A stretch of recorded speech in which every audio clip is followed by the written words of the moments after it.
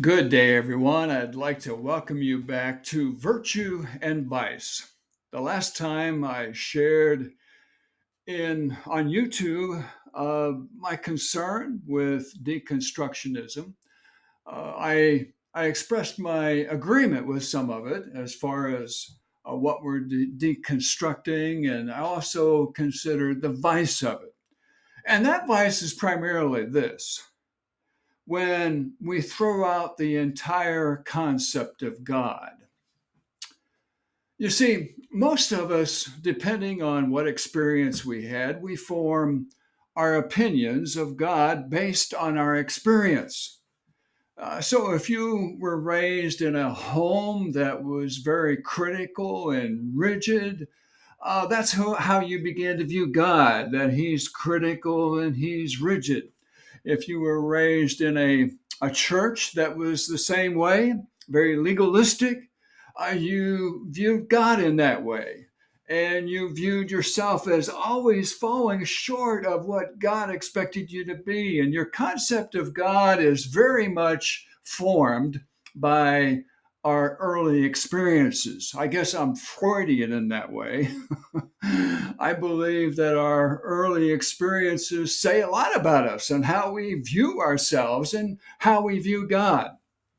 The difference that I'd like to make here is that these concepts that we form concerning God in those experiences many times become idols. They're replacements for God. And I'll explain that in further detail. Uh, First, let me explain again that I had to deconstruct a lot of things about my concept of God. I was raised in a Catholic home, became Protestant, became a Protestant pastor, became a fundamentalist Protestant pastor. I was very rigid in a lot of ways. I went to training where I learned everything that was correct. I learned the Bible. I learned who God was from that framework. And I viewed other people from the same framework. And I pastored for many years in Chicago area, New Orleans area, Columbia, South Carolina area. And I was part of a group of people in many churches where most of us had a very rigid view of God. And my God, I was so busy working for him that I didn't know him intimately. Um, I was disappointed with God because I spent a lot of my life preparing for ministry, and it wasn't turning out exactly the way that I thought it should. And I was disappointed. I was disappointed with the church. I had some bad experiences in the church, like many of you had. So I decided to chuck it. It reminds me of something that I received from the last video that I did from someone, and I appreciate your input here. And this one was very honest. The input was this. He said, "Deconstructing from Christianity is like throwing up. You don't want to, but feel so much better, happier and productive afterwards." And I can relate to that to a certain extent. I had to deconstruct a lot of that. And I didn't want to have anything to do with church. I mean, God was okay because I still had in the back of my mind, there's some aspects of God that I wanted to hang on to, but I deconstructed a lot of other things. And probably for For the most of 10 years, no church. Um, I had bad experiences in church as a pastor. I had bad experience from very rigid people. But during that time, I had to reconstruct some things. You see, that's the biggest problem I have with deconstructionists is what you're constructing to replace God is no better. Many times it's based on self and your own view of things, and you replace God with self. And there's a saying that goes, a person that's wrapped up in themselves makes a small package. I believe there's a God. I believe that there's something beyond me. I held on to that belief, but I'm considering deconstructing to the God I never knew. You're going to be utterly disappointed with God if you don't view God in the context of a relationship. And this relationship happens on three different levels. First of all, it happens on a transcendent level. That means God is beyond my experience. He exists. He's transcendent. Many who chuck the whole idea of God don't recognize that He is transcendent. The second thing is this immanent. Not eminent. This is imminent. Eminent means when you look up to somebody, you might say, Your Eminency, but this is intimate. God is right here. The next breath I take is because God enables me to make it. God is, He's so involved with His creation, He can't be separated from it. Uh, the Apostle Paul said, In Him we move and have our existence. It's from Him and through Him and for Him that all things exist. That's what I'm talking about. This is immanence. God is close. You see, some lose their concept of that altogether. They're no longer able to see God in everyday life. I had to relearn that, and I'll go into more detail on that the next time. I'm going to do this in two different parts. And the last thing is intimacy.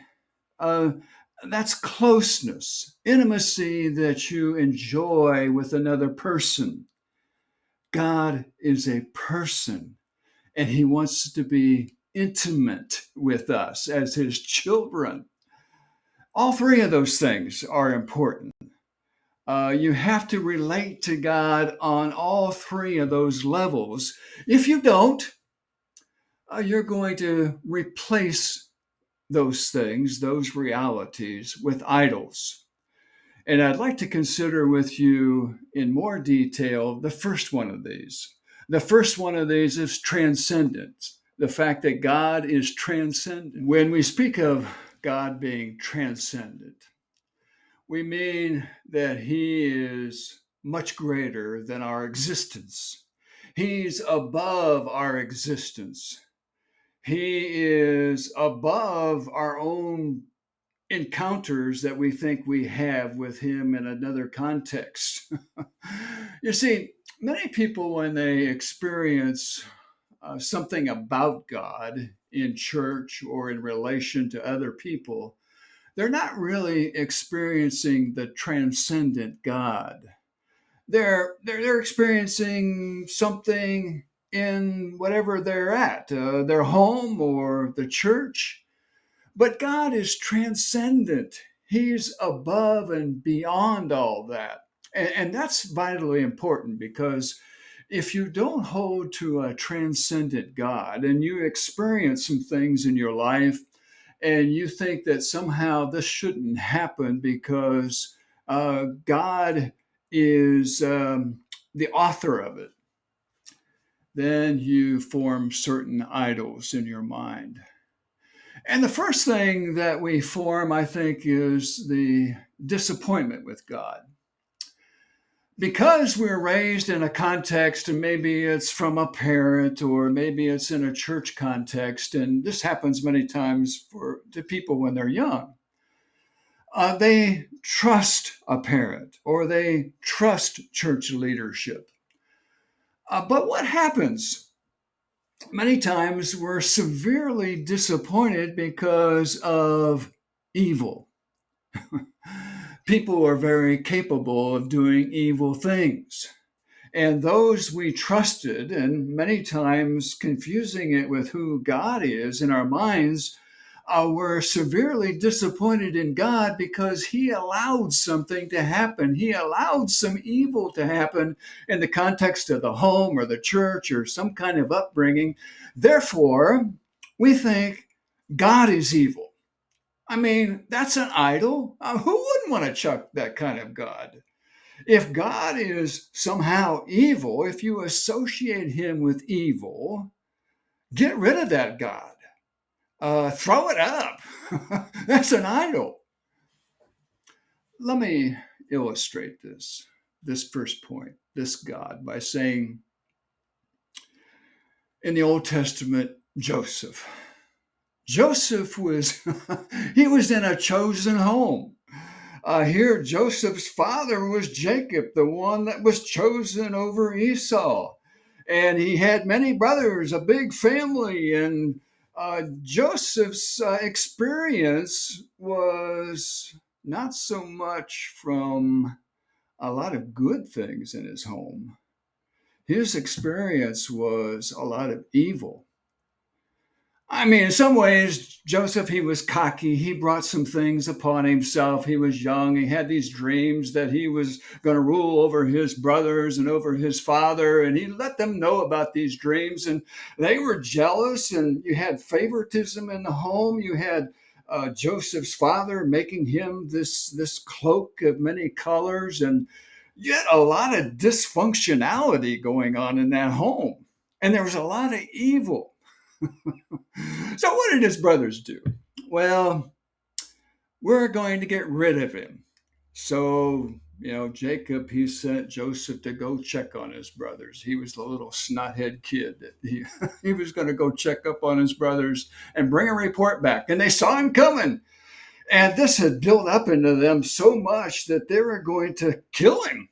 We're going to get rid of him. Nice Jewish home, right? A nice Christian home, perhaps. Perhaps you had some kind of experience like that in your Christian home. But we know the story early in Genesis, and it goes through Joseph's plight. He was falsely accused of coming on to Pharaoh's wife and thrown in the dungeon. He had a dream there, but he sat in prison for a long time. Joseph had a lot of time to think about his experience, to think about what his brothers did, to think about his plight. And then God raised him up to second to Pharaoh because of the revelations that God gave to him. And he became very powerful in Egypt. And his brothers came because there was this great famine that God let Joseph know was going to happen. And of course, he was the one who was wise enough to have Egypt set aside grain. His brothers came. So this was the time for Joseph to experience the transcendence of God. He was either going to act in vengeance against his brothers, and he might have done a little bit of that. He didn't make it too comfortable for them. But ultimately, he came to the conclusion, and this is where the sovereignty, the transcendence of God came in, where he told his brothers, you meant it for evil, but God meant it for good, to bring about what we are experiencing now. He preserved the known world at that time from this great famine, and also the Jewish people, the Jewish nation, because God was transcendent. Joseph realized it.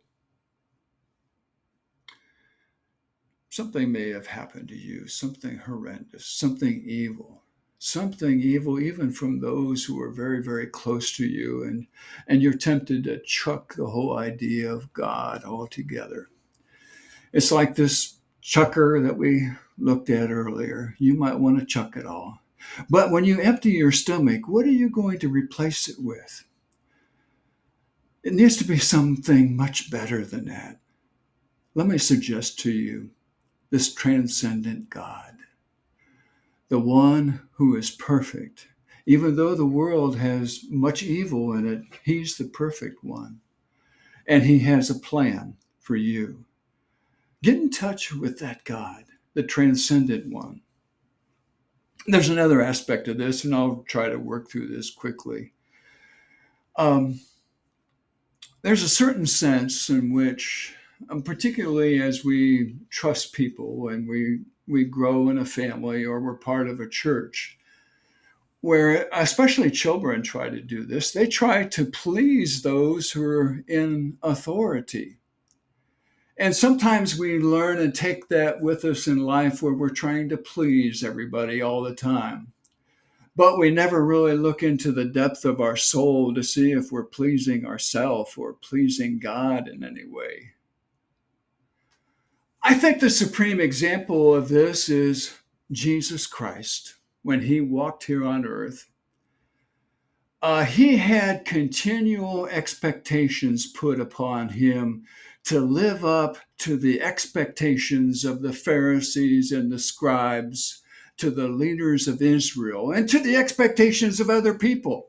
And we have that pressure continually put upon us. Live up to these expectations. But there was only one person that he sought to please. And it didn't matter. It didn't matter if he broke the Sabbath or if he broke some other kind of rules that were set up. Jesus pleased the Father. And in doing that, he pleased himself because he had this oneness with the Father. That was the most important thing that drove him to do what he did. He quit trying to please men and he pleased his heavenly Father as his son. Maybe you've had a God in your mind that you've tried to live up to, these expectations that maybe other people put upon you. Pleasing God. He's the only God that there is. We're not God. Other people are not God. There's only one God. There's only ultimately one person in this world or out of this world that will give an account to, and that's God himself. He's the only one we have to please. Damned be everyone else. It doesn't matter. If we please him, nothing else really matters.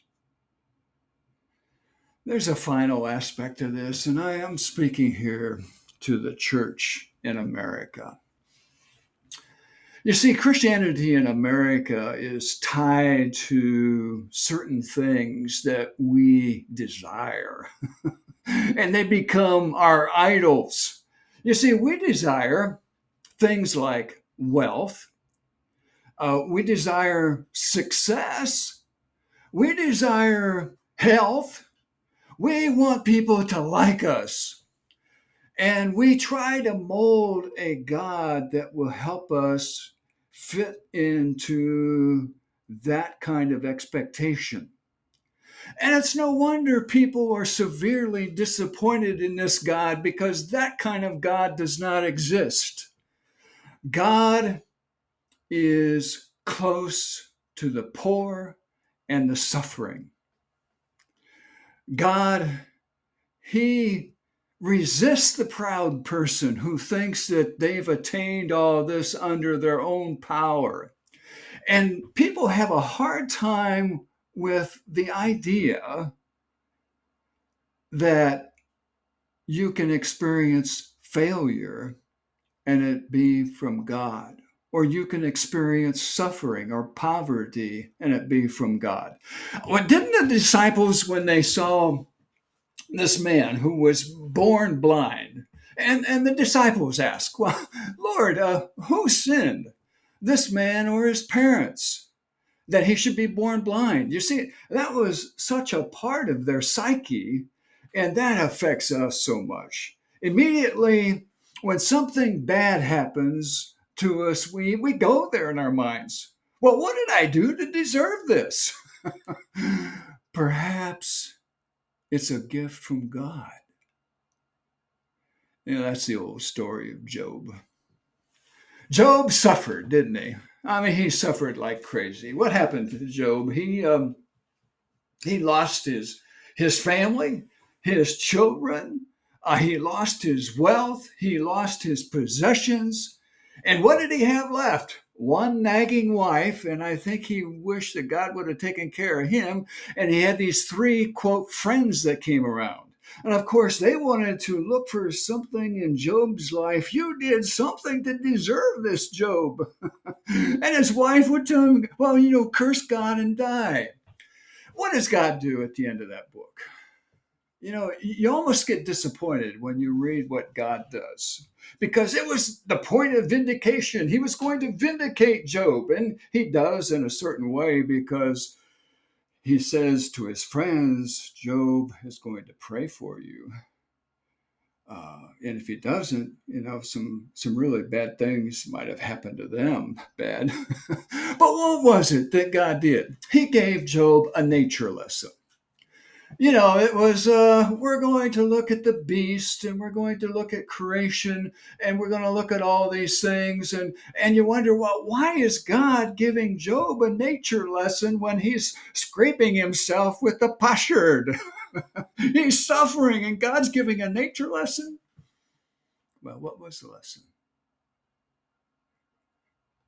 Job, you don't even understand creation.